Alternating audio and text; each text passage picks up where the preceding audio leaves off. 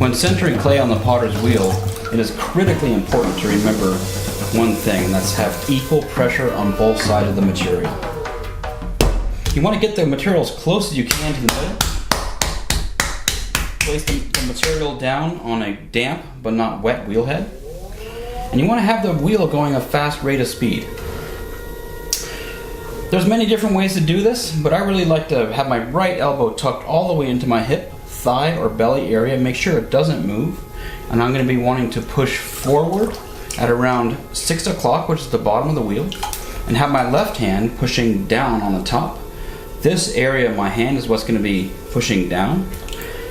Get plenty of water on the material, and go ahead and just lean forward with your right hand. You can see how the clay is revolving around that steady pressure point,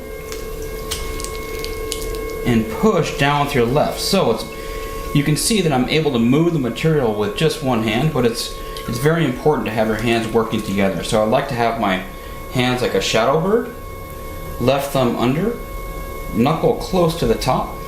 And what I'm going to do is get it wet, tuck my right elbow into my hip, lean forward and push down for 3 to 5 seconds as hard as I can. Slowly release. So there's a good combination of power and finesse when centering. If you center for more than 3 to 5 seconds, the clay is going to get dry and pull your hands off position. Clay is a soft plastic material that's going to respond to every movement. So if you let go too quickly, you might see something like this, which can be extremely frustrating. So you need to lean into it, push from 6 o'clock and down with your left, and slowly release. That's very important. You can go ahead and put that slip back on for lubrication, or just continue to add more water. There's different ways to go about it. This way works well for me for anywhere from a half a pound to 100 pounds. Some people really like to push forward with their left hand by anchoring into their thigh. You can go ahead and push forward, and you can push down with your right. And this is perfectly acceptable. Some people also really like to pull with their right hand. Pull from 12 o'clock towards the middle, and then down with their left. This is a pretty ergonomic way to do it.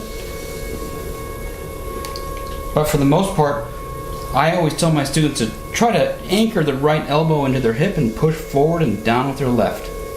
Once you're comfortable centering, you can see how the clay is no longer wobbling.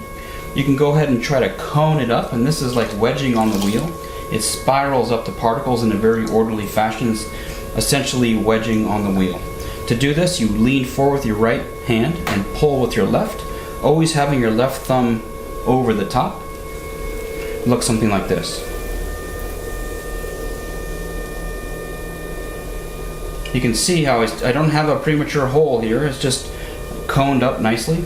And to get it back down, you just keep your hands in the same position. Notice how my thumbs are crossed in the middle. And I just push harder with my left hand.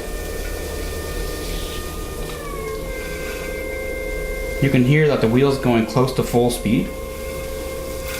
And it's also nice to know where the clay ends and the wheel head begins. You don't really want a big skirt of clay to come out. You can also see if your thumb is not across the top, the clay is going to want to escape. You can see how it's shooting out of the top.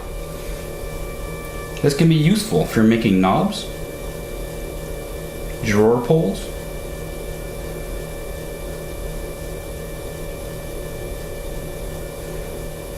and you can just cut those right off with a needle tool.